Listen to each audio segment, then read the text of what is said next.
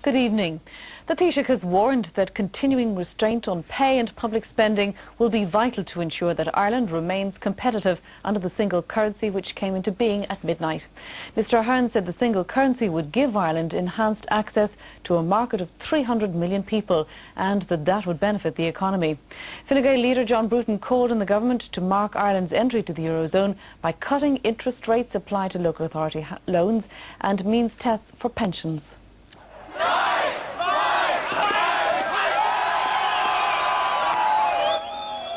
Frankfurt, home of the European Central Bank, gave the euro one of its warmest welcomes at midnight.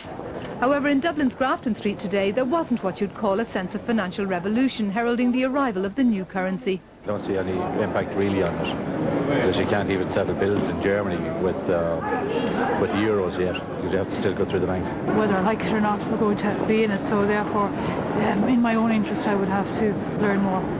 You know, just from the point of view of family shopping even, you know, I need to be aware. Well, we survived the last changeover. Changeover, yeah. We've even forgotten about it now. Yeah. We'll probably do the same with this. Yeah.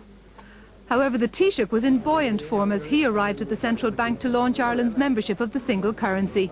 He said that a year ago he wouldn't have believed that so much of the economy would be prepared for today's switchover.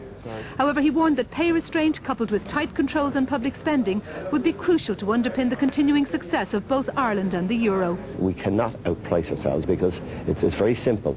If we're making goods that are too costly, then we won't sell them, and it will hammer the Irish economy. So we can have increases and we can continue to implement social partnership, and we've been able to do that very successfully.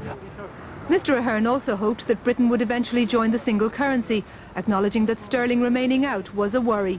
The governor of the central bank had mixed feelings on this historic day. He and his staff were working overtime to prepare for real trading. We're confident that everything will go well. But remember, if there's a problem in Portugal or there's a problem in Finland, it's a problem for us. So every member of the 11 has to get it right. Meanwhile, outside the bank, a group of protesters opposing the single currency described it as national treason, anti-democratic and illogical. Certainly it's against all economic logic and will come a cropper quite soon. It may last long, or 2 years, 10 years, no one can be sure, but that it will end, that is absolutely undoubted. While the punt won't finally disappear until 2002, trading proper in the euro as our new national currency gets underway on Monday morning. And despite the protests of those with serious reservations about the entire euro project, the political establishment at least believes it's here to stay. Ingrid Miley, RTE News, at the Central Bank in Dublin. The British government has said it's seriously